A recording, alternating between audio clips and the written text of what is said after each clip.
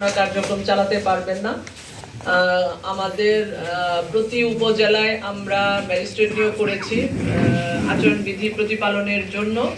এছাড়া আমাদের 3টি আসনের জন্য 3 জন জুডিশিয়াল ম্যাজিস্ট্রেট আছেন, তারা জুডিশিয়াল এনকোয়ারি কমিটির হেড হিসেবে কাজ করছেন।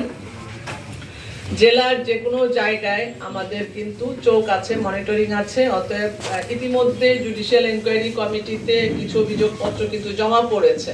আপনারা হয়তো মনে করতে পারেন যে আমরা এই জায়গায় ওই কোনায় একটা কিছু কাজ করলাম, এটা হয়তো জানবে না ম্যাজিস্ট্রেট বা রিটার্নিং অফিসার বা সহকারী রিটার্নিং অফিসাররা জানবে না। বিষয়টা কিন্তু তা না।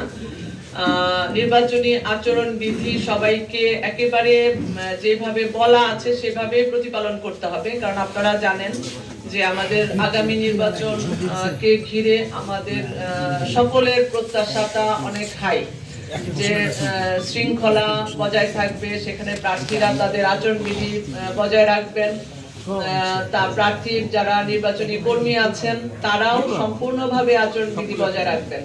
তো আমি অনুরোধ করব যে সেই আচরণবিধি প্রতিপালন করবেন এবং আমাদের যে নির্বাচনের পরিবেশ সেটি আপনাদের সকলের সহযোগিতায় আমরা যারা নির্বাচন পরিচালনা করব বা এই দায়িত্বে আছি, সরকারি দায়িত্বে আছি, আমাদের উভয় পক্ষের আন্তরিক প্রচেষ্টা এবং সরকার যেভাবে বিধিবিধান আইন কানুন প্রণয়ন করে দিয়েছেন সেগুলো প্রতিপালনের মাধ্যমে আগামী ত্রয়োদশ জাতীয় নির্বাচন ফেব্রুয়ারি 12 তারিখে যেটি অনুষ্ঠিত হবে সেটি সুসম্পন্ন হবে।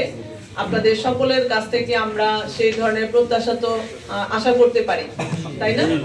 তো আমি আশা করি যে আপনারা এই জেলায় আমাদের পরিবেশ অনেক ভালো।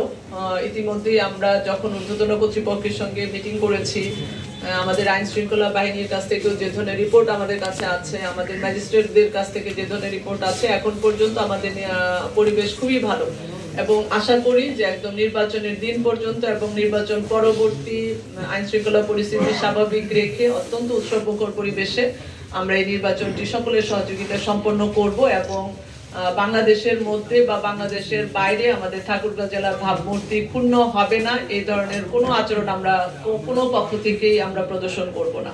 সেই আশাবাদ রেখে আপনাদের সকলের জন্য শুভকামনা জানিয়ে আমি এই কার্যক্রম শেষ করছি।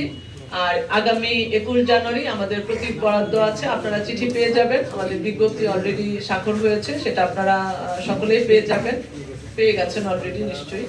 তো সেই দিন আবারও আপনাদের সাথে দেখা হবে আশা করি। আপনারা সবাই ভালো থাকবেন। আজকের কার্যক্রম এখানে সমাপ্ত ঘোষণা করা হলো। ধন্যবাদ সবাইকে।